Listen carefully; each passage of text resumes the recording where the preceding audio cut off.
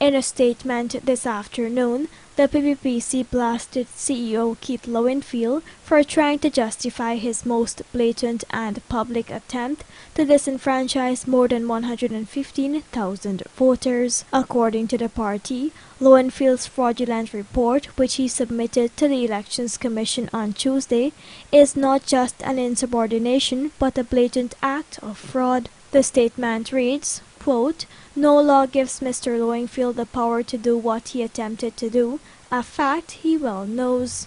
Unquote. Furthermore, the PPPC pointed out that Lowenfield is not a constitutional office holder, as he claims in his release, since the office of the Chief Elections Officer is not created by a constitution.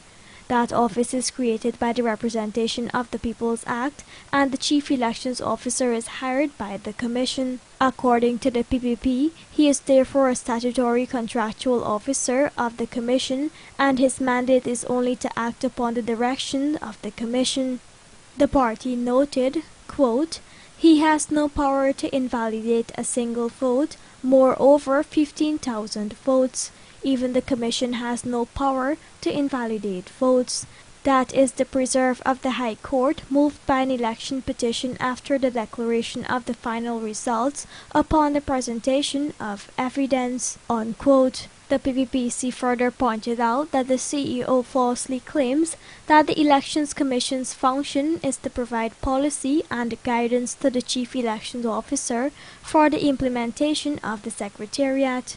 In fact, the party pointed to several articles in the Elections Law Amendment Act as well as the recount order, which clearly states that the Chief Elections Officer is subjected to the direction and control of the Commission at all material times, something which the PPPC said Lowenfield has abysmally failed to do.